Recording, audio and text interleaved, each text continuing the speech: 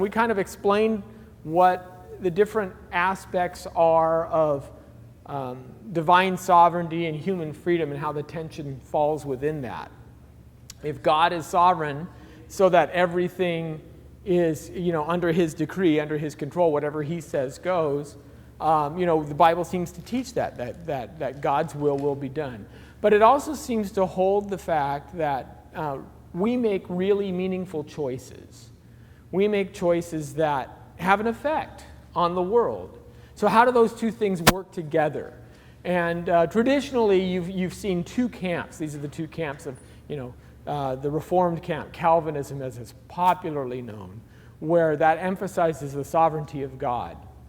And then Arminianism, which is the idea that man is truly free, and from that, God is sovereign, but he is kind of letting certain things happen.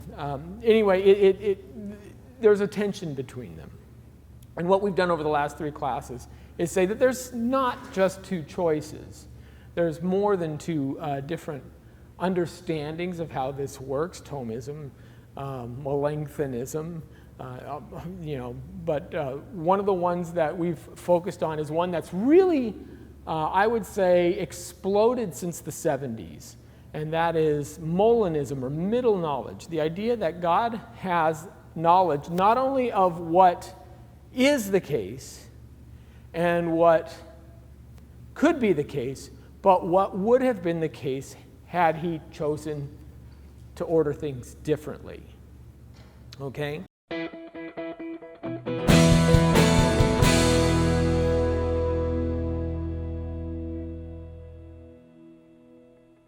This will be really, really clear. Now, what's very interesting is today, I'm not going to go through actually what Molinism is. We spent the last 3 classes doing that. Today I'm going to show you how it plays out in some pretty significant theological questions and practical questions for believers, like, how do I evangelize? How does my evangelism say, if people are predestined, how does my evangelism then play into that? If God's already chosen them anyway. Because you did have a movement, and I think in actually the late 1700s in America, where you had the American Baptists, who were very hard Reformed folks, very hard Calvinists, who didn't think evangelism was necessary. Predestination was all you needed. Well, if God's predestined them, then they're going to be saved. What do I need to go out and share? Right?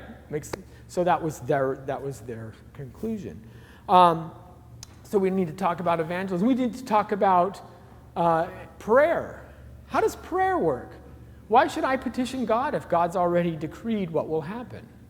How does that even make sense? Now, interestingly, I would say prayer is the one area where we all assume that God knows what would be if the situations are different, right? Because these are the prayers that we make.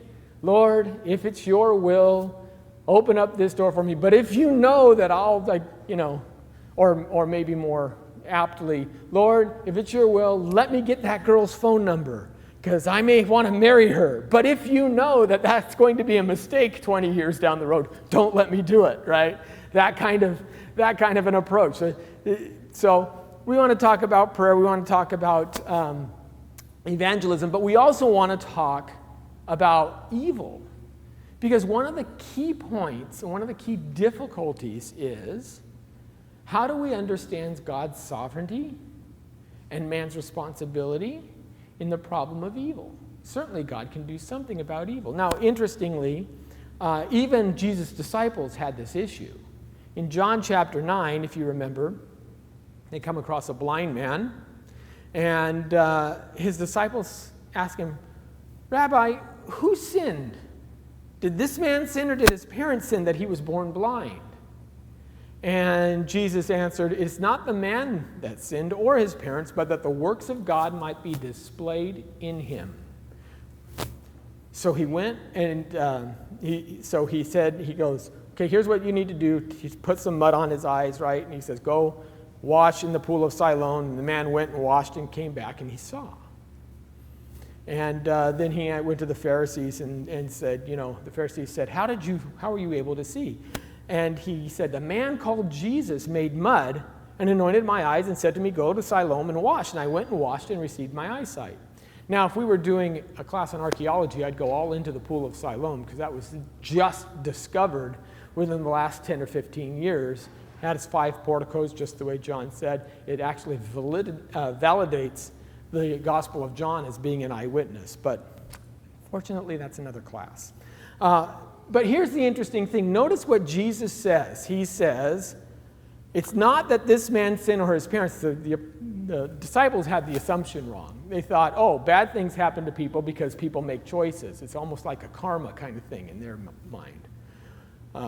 Or God just cursed him, right? God just didn't like him, and so the curse was there. And Jesus says, neither one of those things. No, this man had to be born blind so that a greater good can arise out of it. And what was that good? When he actually says, so that the works of God might be displayed in him. Well, who were the works of God displayed to? Well, certainly to the Pharisees, who were the unbelievers, because he made that presentation, and the chief priests. But also to you and me, because we're the same knuckleheads who would see a person lying on the side of the street and say, oh, that guy must be a sinner, right? If we weren't told differently. This is part of the problem with karma. And if you go to places like southern India and people who are in heavy suffering right now. So we have 3 issues that are directly affected by God's view of sovereignty. If you only see God as sovereign and everything is a direct command from him, then you see God is making that man born blind. He's making him suffer. So why does God allow evil at all? And if God is the one making all of the decrees, does that make him the author of evil? Even if it's not his actions directly carrying it out, isn't he the one that's decreeing what everybody will do? Isn't he controlling, can't he stop, right? The police officer who allows the criminal to steal the woman's purse and does not stop him is just as culpable as the criminal himself, if the police officer has the ability to stop the criminal and chooses not to do so. So does that make God culpable of evil? Why does he allow it to continue? If God is predestining those who will be saved, why do we need to evangelize? Won't those people be saved regardless? And how can prayer change things if God's in control? Is prayer effective? And what about all this unanswered prayer? Maybe my prayers don't make sense. So these are the areas that we're going to talk about. Oh, and we're here. Great. Go ahead and give me 2. Switch. I'm going to have to, we just did that, so I'll speed right through it. Next one. And go 1, 2, 3, and then the next slide. Problem of evil, evangelism, and prayer. Okay, next slide. All right. So first of all, problem of evil. Is God responsible for it? Why does God allow evil in the world? Now, this difficulty is nothing new. One of the interesting things about middle knowledge is it addresses this isn't merely intellectual in terms of just Christians getting together and trying to figure out their own beliefs.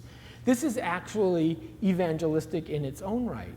Because for many, many years, millennia actually, atheists and other non-believers have objected to the idea of God because evil exists.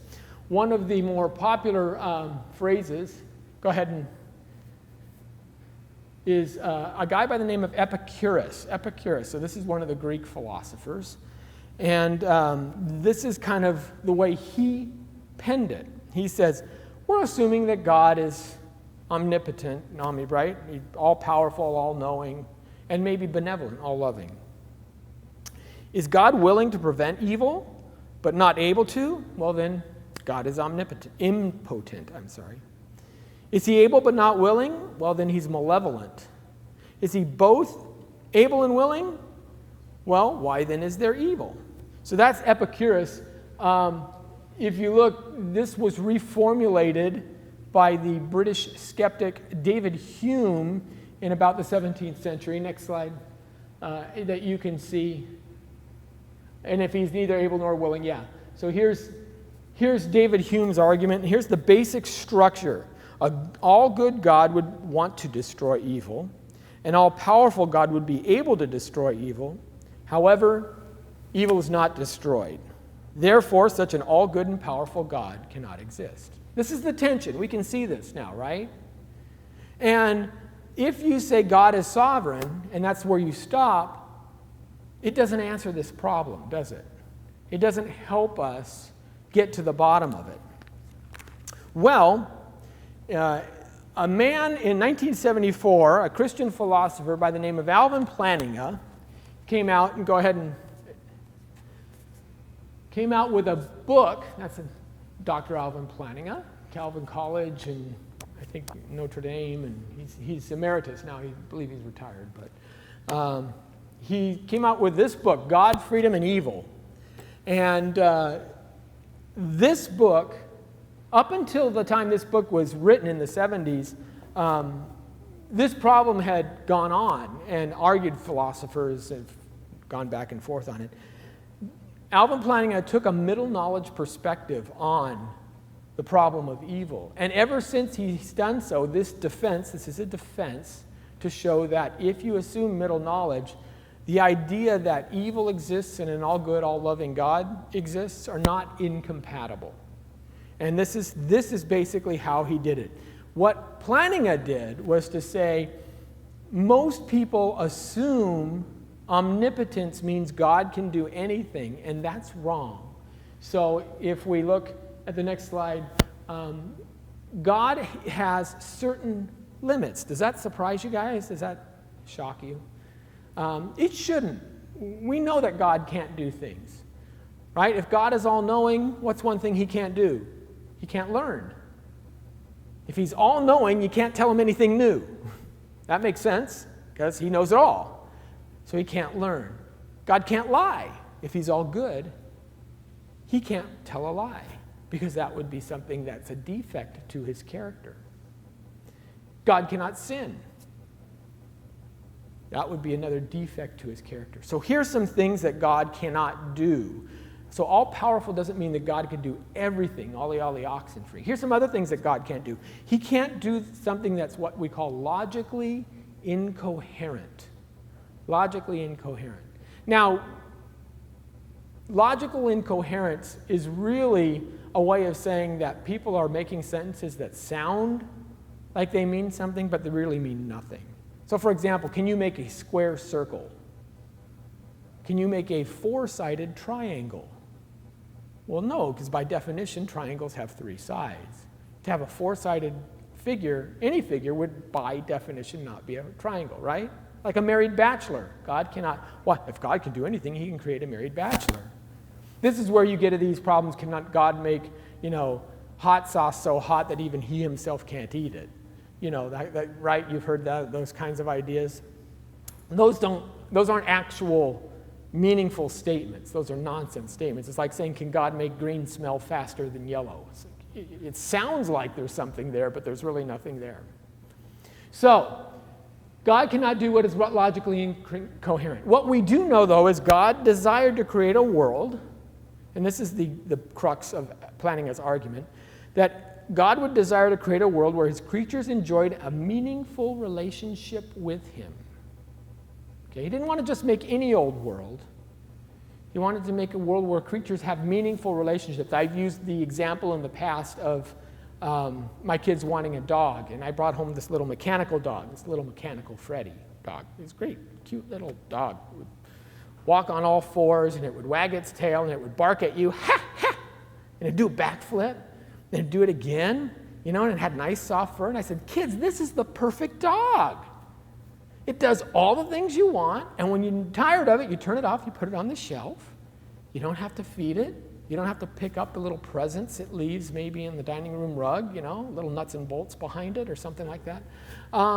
It's the perfect dog. It does tricks. It speaks. Yeah, they didn't buy that, my kids. So we got 2 dogs. But regardless, what's the difference between my perfect dog and the kid's perfect dog? The difference is when the dogs we now have come back to us, they're showing affection not because they're running a computer program, but because they choose to. Right. They want to show it, right? The wagging tail isn't just a microchip processor. This is why we think it's icky when they sell those robots in Japan for companions and stuff. It's just wrong. God didn't want a world full of robots where he controlled. He wanted meaningful relationships, and a meaningful relationship means the choice and the decision has to be on the part of the agent providing the reciprocal relationship. So God desired a world where his creatures would enjoy a meaningful relationship with him. Meaningful relationships entail moral actions. Meaningful relationships entail moral actions. What does that mean? It means that if you are going to love somebody, if you are going to be a moral creature that can show reciprocity, can recognize the goodness of God, you yourself will have the ability to choose good and evil. You yourself will have the ability to choose love and hate, right? In order for love to be given, it has to be given freely. It can't be done even by, compulsion, right? You can't put a gun to somebody's head and say, you will love me. That won't work. Love has to be given freely. That means moral actions, meaningful relationships entail moral actions, and moral actions require significant freedom on the part of the actor.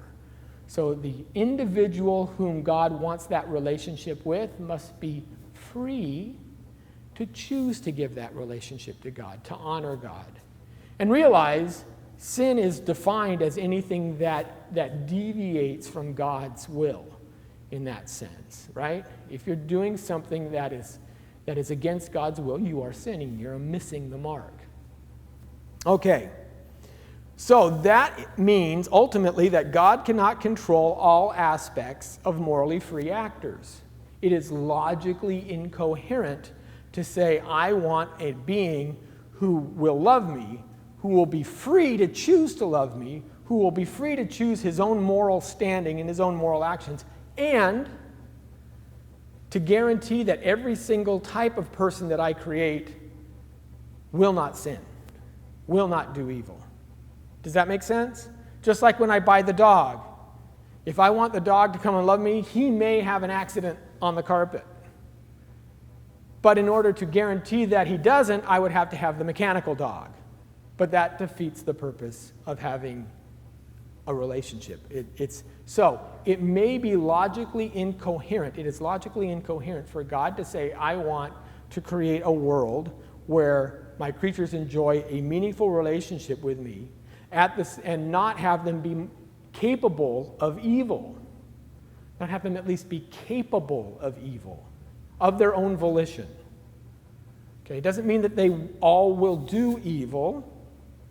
That may be a possibility. I'm not gone that far yet, but God would have to at least allow the possibility for evil. Now, there may be reasons why God would allow such evil, such as for these relationships. There may be a reason why I would allow my children to have these animals that are eating machines. And the interesting thing about dogs is what they take in, they bring back out.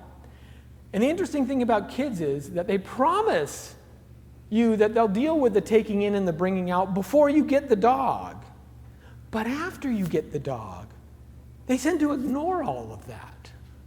They don't mind scratching the dog. They just don't want to pick up after the dog. So who gets to pick up after? It's still me. So, but I allow it for a greater good, for a greater purpose. Okay. So what Plantinga does is he starts talking about God. Before he decides to create, God may have this middle knowledge, this idea of not only God knows what's necessary. He knows that it's logically incoherent to be able to create a world where you have free moral agents that would never sin. Okay? But he can look through the annals of his creation and maybe so order the world so that certain agents, even though they sin, they would turn back to him. And he would be able to redeem them. So he makes a choice. He says, I want to order the world in such a way that the number of people who choose me is the greatest, and maybe the number of people who reject me is the least, right? So God desired to create a world where creatures will exercise free will. And given free will, certain sets of circumstances obtain. God is limited by how he can order the world because, like I said, it's like he has to allow a certain amount of possibilities for evil if he wants free being. So he's limited by that. So those circumstances affect the agents in that world. One second, no, and I will do Q&A on this. So, in other words, God can choose to create a world where if I never, maybe I have a sweet tooth for cookies, but I'm worried about getting too fat. God can choose to create a world where today I'm walking by a shelf and I see freshly baked cookies, right? He's just ordered the world so that just happens to be the circumstances I'm walking by. And he knows that if I see that plate of cookies, I'm going to grab one because that's my weakness. Or he could create the world in such a way where my wife made the cookies, but she quickly took them away and put them in the refrigerator for the party next week. And now I walk by and I don't see it, so therefore I don't grab the cookie. It's still my choice. You see, I have the capability of taking the cookie or not, but the circumstances are different, which makes the outcome different. So God can create worlds, and you guys should have covered this. This is kind of what Molinism is all about. God can create worlds where the circumstances are slightly different, and that affects the individual, the actor, the agent, in terms of outcome. So, because of that, God knows before he even creates, he starts looking through all of these possible worlds. Do I want to create the world where Lenny takes the cookie? Maybe that leads him on an eating binge. Maybe he dies of a heart attack at 55 or something like that. Or maybe the plate's not there, and then he's going to, the next day he gets complimented for losing 2 pounds, and that starts him on a health spree, and all because he didn't take this cookie, right? And this is like, there was a film called Run, Lola, Run. I don't know if you guys ever saw the film Run, Lola, Run, where you have 3 different scenarios. Sliding Doors was another one with Gwyneth Paltrow, where it's like, and it was all hinged on one thing. Either she caught the train or she didn't, or they jumped over the person who was in the hallway or she didn't. And then the outcome, all the chain of events after that were affected because of that one different decision. This is the concept that God he knows in his wisdom not only what will be, but he says, I know all of these different possible worlds, and I will choose to create world B, the world that we're actually in, because I know what the outcomes will be, and the outcomes will be better for us. So, it may not be possible to order a world where all circumstances produce all good results. Matter of fact, Plantinga says it can't be. There's always things in tension with one another. There's always things that are locked. And he says, next slide, this quote here, a world containing creatures who are sometimes significantly free and freely perform more good than evil actions is more valuable, he's talking about from God's point of view, all else being equal, than a world containing no free creatures at all. So a world containing creatures who are sometimes significantly free and they freely perform more good than evil than actions is more valuable, all else being equal, than a world containing no free creatures at all. Now, God can create free creatures, but he cannot cause or determine them to do only what is right, just like we said. They have to be free to do that. You can't have a caused freedom. For if he does so, then they are not significantly free after all. They do not do what is right freely. To create creatures capable of moral good, therefore, he must create creatures capable of moral evil. And he cannot leave these creatures free to perform evil and at the same time prevent them from doing so. Does this make sense? You see what he's saying? You can't have free moral creatures and absolutely ban them from doing evil because they're never free if they do that. You might be able to punish them for doing evil, but you can't stop them from doing evil before they do it. So this is planning his response. And he uses the book to show why, in a middle knowledge perspective, it makes sense that evil would exist. So the free will defense outlined is this. Almost. Here we go. God is omniscient, omnipotent, and wholly good. Okay? We agree with that. God desired, number 2, to create a world where significantly free creatures love him. Number 3, it may not be within God's power to create such a world containing moral good without also, in that world, having moral evil show up. Because if you create a significant number, now he may be able to create a world where maybe only 3 beings exist and none of them ever sin. That's possible, I guess. But that's not what God desired. One of the things he desired was he may desire to create a world of significant amount of relational beings, not just 3. So, I told kids, if you want a wife, I can get you sea monkeys. That's not what they desired. Sea monkeys are a whole lot easier to keep clean, right? But anyway. So, it may not be within God's power to create such a world containing moral good without also creating one containing moral evil. God created the world containing moral good, therefore there is evil. This shows that the idea of God being omniscient, omnipotent, and wholly good, and the idea of evil existing are not contradictory. And that's all Plantinga was going for. He wasn't trying to show you this must be the case. But all he's doing is saying, just because evil exists in the world, it doesn't mean that there's no God. Simply because God wanted free creatures to love him, and that means free creatures have to have the ability to not love him as much as they have the ability to love him. Okay, does that make sense? This was pretty much the turning point in this discussion on the logical problem of evil. Now, people go back and forth now and they say, well, there's just so much evil in the world. That's the problem. It's not that there's any evil. Okay, maybe it's not logically inconsistent that there would be evil, but why does there have to be so much? And my response is usually, in comparison to what? How do you know that every other instance of the world that God would have created, that people wouldn't have been more wicked than they are today? And again, Hollywood is great at this. There are all these what they call dystopian futures, right? Go ahead and change the slide. For example, what if the Confederate States of America had won the Civil War and slavery was still in vogue? Or what if Hitler had won World War II? Or, you see all of these alternate reality shows where things are pretty bad. So when you say, well, things are so horrible, well, how do we know? It may be, and middle knowledge shows that God can be in control of evil because he knows just how much evil would happen in any world that he chooses to create before he creates it, right? So God maximizes the good and minimizes the evil when weighing which possible world he wants to create.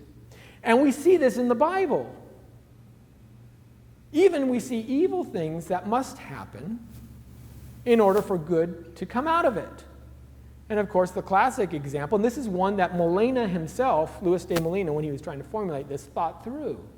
He thought about Joseph and his brothers. What was God's purpose? What was God's goal? He wanted to save not only Israel and his family, but really that whole part of the known world at that time. Egypt was going to be in a famine. Tons of people were going to die.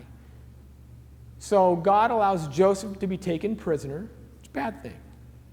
God allows Joseph to be lied about by Potiphar's wife, so he's put in prison, so that he can meet the baker, so that he can meet the cupbearer, so that he could catch Pharaoh's ear and say, I know what's going to happen. Let me order these events. And Joseph himself says so. In Genesis 50:20, he tells his brothers, as for you, you meant it for evil against me, but God meant it for good to bring it about that many people should be kept alive as they are today. What does he mean to bring it about? He says that if the things didn't follow that set of circumstances where he got captured, sold into slavery, etc., people would have died. Many people would have died. But that was actually a good thing. God ordered the events to where evil things happened, but an overall good result came out of it. Make sense? Similarly, Jesus says, it must be that the Son of Man is betrayed, right? But woe unto the betrayer. Now here's an interesting thing. Judas had free choice. He had a free will whether to betray Jesus or not. Jesus said the events of the world, in order for the Savior to be the Savior, he has to be betrayed. There's no other possible world where that could happen, where that would happen without a betrayer, for example. Matter of fact, I would argue that there's no other possible world where salvation can happen without the cross, because Jesus even prayed that. Lord, if there's any other way, take this cup from me, but not my will, yours be done. So over and over again, we see this idea of God ordering the events, even allowing evil to occur so that a greater good can come out of the result of it. We can maximize the number saved and minimize the number lost, which should give the Christian a little bit of confidence, because if that's true, and if God does look through the annals of the future, so to speak, and all of the possible choices, that means we're living in the best of all possible worlds to this point. Now, it's not the best of all possible worlds in the future. New heavens and the new earth come around. It's a huge upgrade. A whole lot easier even than Windows 10. So I hope you guys all did that upgrade, because I think it's over now. So anyway, but this shows why middle knowledge becomes very, very fruitful and functional, not only for Christians who are discussing how much does God's sovereignty affect man's freedom, but even to those who would doubt whether God could exist at all. For the middle knowledge perspective, it fits together, it makes sense. Okay, I'm going to take a couple of questions, and I'm going to let you guys have like a 5-minute break as well. So if there's questions on this part, first, did you have one? Just to clarify, so isn't it even more important in God's purpose in doing any of these things, like as far as what you're mentioning, Joseph and his brothers are equal or allowing free choice, the most important thing, like his being glorified, right? Like him being glorified is even like. Does God's glorification trump? Like even people having the relationship with him and being close with him, like just him being glorified. No, I don't think so. Because God's glory, okay, let's think about this way. God doesn't need us for anything. Okay? God is what they call self-existent. He's simple. He's the technical term is aseity. God needs no one or no thing to be fully whole and fully satisfied. This is why the Trinity is such an important aspect. So before God ever creates, in the eternal past, before creation ever occurs, there is a relationship going on between the Father, Son, and Spirit. And God's glory is manifest even within that relationship. So his glory is there. He doesn't create to get glory. Glory is a response to the fact that he creates and the fact of who he is versus who we are. But his idea of creation is to be relational. He's a relational God. God is love. Yes, God is glorious, but he never defines himself just that way. His glory is a reflection of his goodness and his love. Again, Jesus even said, Thomas, if you've seen me, you've seen the Father. And when Jesus prays to the Father, his prayer is, in John 17, let them be in us as I am in you. So it's a relational prayer. It's relationship, and that's the reason why he's creating. He's creating for a relational reason. His glory will always be there. He has glory in himself. The angels glorify him. They're sentient beings, right? And that's what we read that in the book of Revelation. So glory he can get from angels. But for us, specifically, it's a relational aspect. They're free more. And there's something unique about humans where angels, while they have free will, They only get, and pardon the bad expression, one bite of the apple. So in other words, they choose to be for God or against God, but that's it. And there's no redemption for angels. Once the third follows Satan, they're done. There's no way of bringing them back. Humanity, though, has the opportunity to be brought back, to be made sons and daughters of God through the second Adam, through Christ. So I wouldn't say that his glory supersedes his relationship, because that's not what he was desiring in his creative purpose. He seems to create us for a relational aspect, as Jesus prayed in John 17, not simply to receive glory. Does that make sense? Okay. Yes, sir. In the new heaven, will man have free will at that point? Absolutely. Even though we're incapable of sinning because we have our new body? Well, I don't know if I would say we're incapable of sinning per se. I would say that we will. See, there's a difference between, again, and this is where middle knowledge comes in. There's a difference between the ability to sin and the act of sinning, right? Like I said, the cookie. I can either eat the cookie or I can't in my little illustration. Okay. Now, maybe I have great willpower, and God knows that if that cookie's on there, Or maybe in 5 years. 5 years ago, I would have eaten the cookie, but now my circumstances are different. I've grown a little bit, and, I've seen my cardiologist, and I know not to eat the cookie, okay? So you change. Well, one of the interesting things about this life, and there's a concept in the problem of evil called it's soul making. How do we, one of the things that evil teaches us is to be compassionate to one another. How do you learn compassion if everybody's perfect? Pretty hard, right? How do you learn to be generous if nobody's poor? How do you? So one of the aspects of allowing evil is it allows us to grow. It fortifies us. This world is a way of building us up, preparing us for the world that is to come.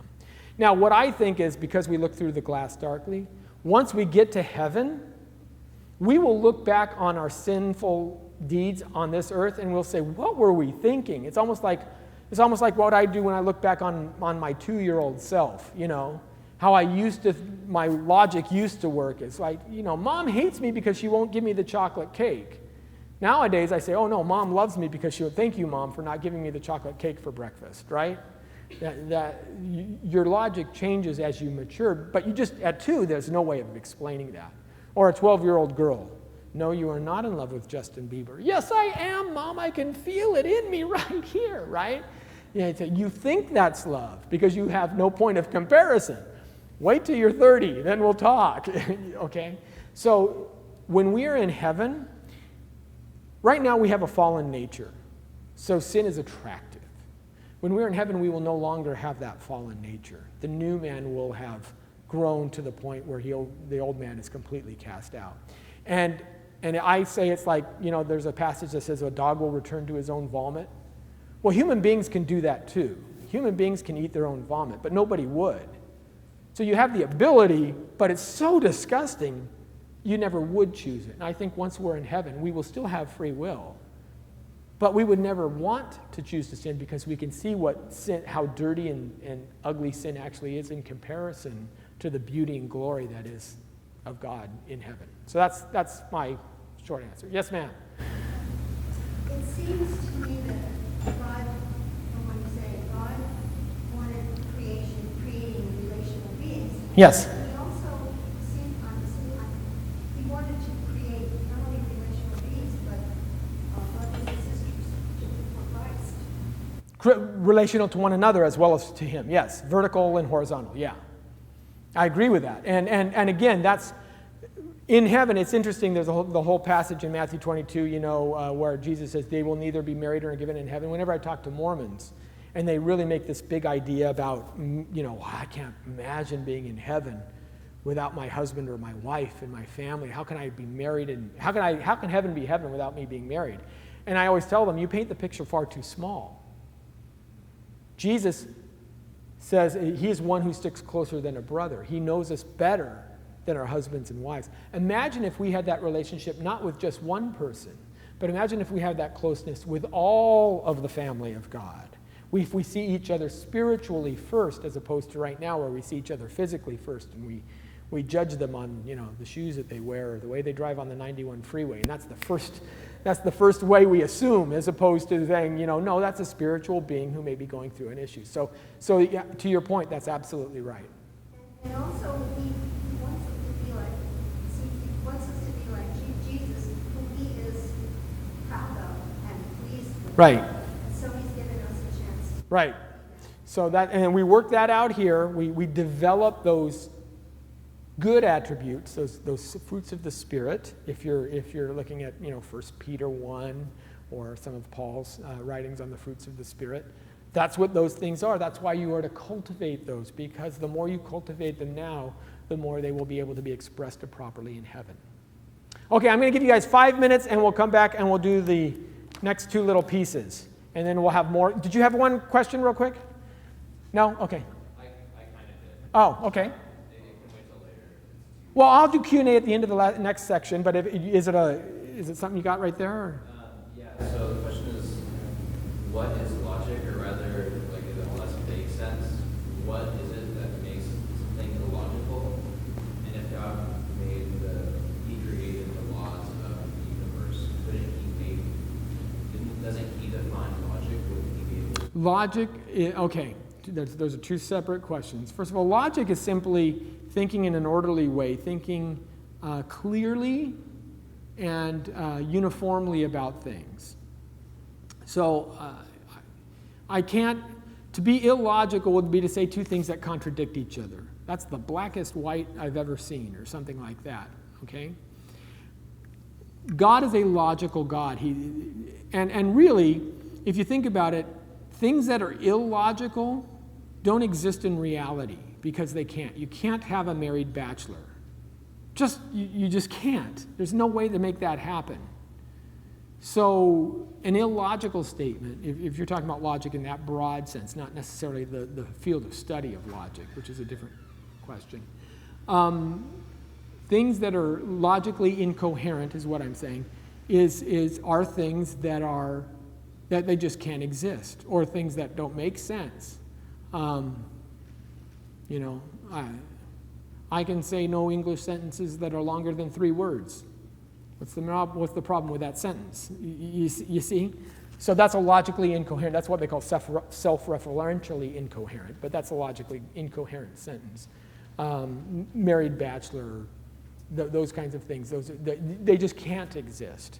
And that's that's what a contradiction is. It's when you have two things that sit opposed to one another.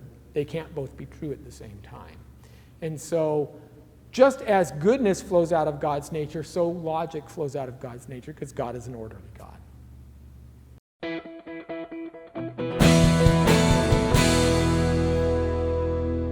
Thank you for watching this Come Reason video. I hope you enjoyed it. If you'd like to see more videos like these, consider subscribing to our Come Reason YouTube channel by clicking on the subscribe button. And you can follow us on social media. Lastly, if you'd like to help keep these kinds of videos free, consider providing a donation by clicking on the donation button beside me. Thank you.